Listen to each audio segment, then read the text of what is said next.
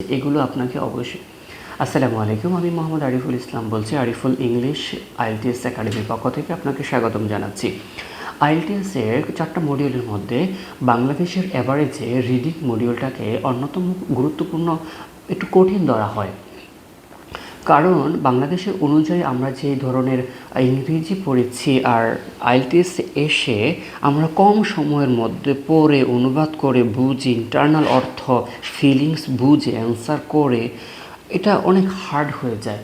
সময়ের মধ্যে আমরা অনেকেই অ্যান্সার করতে পারি না, বুঝে উঠতে পারি না অর্থগুলো, এবং এখানে অনেকগুলো ওয়ার্ড বা লেক্সিক্যাল রিসোর্স থাকে যেগুলো আমরা অপরিচিত, আমরা ফ্যামিলিয়ার নয় এই ওয়ার্ডগুলোর সাথে। আমি আপনাকে সুন্দর একটি বুদ্ধি দিব বা জ্ঞান দিব, সেটি হচ্ছে যে ভালো করার, সেটি হচ্ছে যে আপনাকে বেশি বেশি জার্নালের পাবলিকেশনের আর্টিকেলস পড়তে হবে, বেশি পড়তে হবে। বিশেষ করে আপনার নেচার সম্পর্কে বা সায়েন্স সম্পর্কে যে আর্টিকেলসগুলো রয়েছে বা মেডিকেল বা মেডিসিন রিলেটেড যে কথাটি বলা মডিউলে, এই ধরনের মডিউলে আপনার কোনো পলিটিক্স বা কোনো ধরনের কনফ্লিক্ট বা কোনো ধরনের রাষ্ট্র নিয়ে কোনো বিতর্কিত কোনো আর্টিকেল আসবে না। তাই এই ধরনের কোনো আপনি পাবলিকেশনের পড়তে যাবেন না। আপনি পড়তে যাবেন কী ধরনের, সবচেয়ে বেশি আসে আপনার নেচার, সায়েন্স বা ইনভেনশন, এই ধরনের বেশি আপনার প্যাসেজগুলো আসে। তো এগুলো আপনি কোথা থেকে পড়বেন? এগুলো আপনি ন্যাশনাল জিওগ্রাফিক থেকে পড়তে পারেন, উইকিপিডিয়া থেকে পড়তে পারেন, আপনি সিএনএন অথবা বিবিসি নিউজ যে রয়েছে এখান থেকে পড়াগুলো পড়তে পারেন। এখান থেকে পড়লে কী হবে, আপনি পড়তে পড়তে আপনার পড়ার একটা স্পিড চলে আসবে। পড়তে পড়তে কী হবে, অটোমেটিক জেনারেট হয়ে যাবে অর্থটা। আপনি ফিলিংসটা, অনুভবটা, ইন্টারনাল অর্থটা আপনি প্যাসেজ থেকে বুঝতে পারবেন। পাশাপাশি আপনি একটা নোট রাখবেন গুরুত্বপূর্ণ ডায়েরি হিসেবে, যে এখানে ফ্যামিলিয়ার নয় এমন ধরনের ওয়ার্ডগুলো আপনি লিখে রাখবেন, ফাইন্ড আউট করবেন, অথবা মার্কার দিয়ে আপনি মার্ক করে রাখবেন, এর অর্থটা জানবেন। আপনার একটা খাতা থাকবে, যেই খাতাটি বা ডায়েরিটি লেক্সিক্যাল রিসোর্স সংগ্রহের জন্য। আপনি লেক্সিক্যাল রিসোর্স বা অ্যাডভান্স ওয়ার্ডগুলো শিখবেন, সন্ধান করবেন, ফাইন্ড আউট করবেন, লিখবেন। পাশাপাশি আর একটা গুরুত্বপূর্ণ আপনাকে কথা, অনেক ক্ষেত্রে অনেক কোচিং সেন্টার আপনাকে শেখায় না যে কথাটি আপনাকে ফ্রিতে শেখাচ্ছি।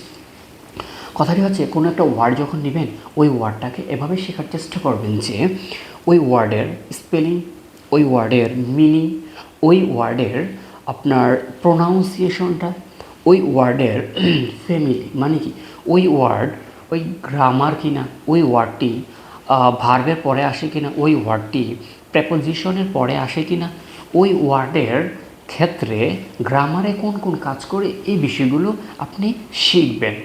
এখন কথা হচ্ছে, আপনি বলতে পারেন যে একটা ওয়ার্ড নিয়ে যদি আমি এত গবেষণা করি, আমি কবে কী করব?